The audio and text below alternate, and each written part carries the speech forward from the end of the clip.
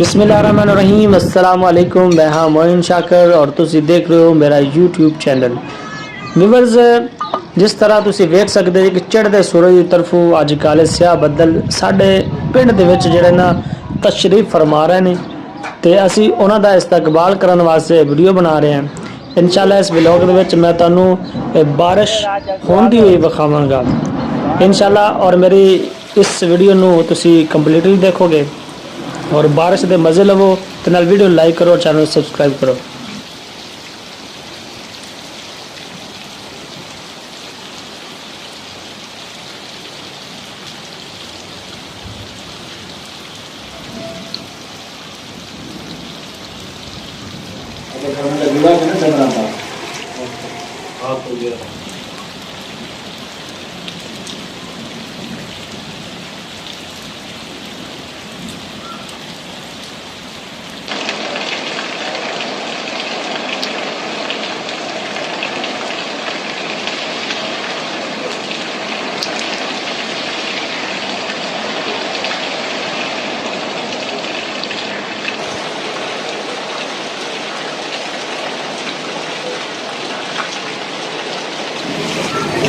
तो नाज़रीन हुण तुहानू जिहड़ा ना बारिश दे बाद वाले जिहड़े मंजर है ना वो तुहानू इस वीडियो विच विखाण चलिया वां।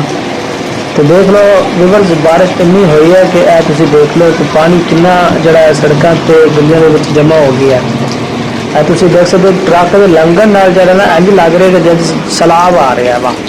यह तुसीं देखो कि इंशाअल्लाह दुआ करने हैं कि अल्लाह पाक सब दे जिहड़े ना आसानियां पैदा करे, सब नुकसान तो बचावे, क्योंकि मानसून बारिशा ने रमझम बारिश लगी हुई है। तो अल्लाह पाक खैर करेगा।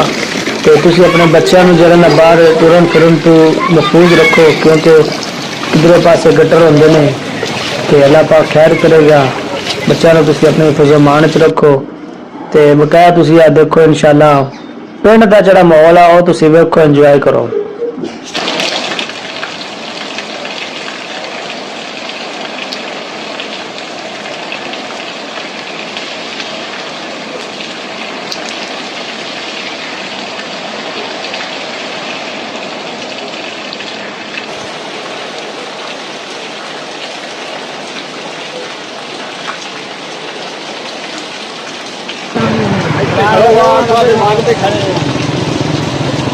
दिहाड़ी नाल करते रहे मेरे नाल नहीं कदर मैं कदर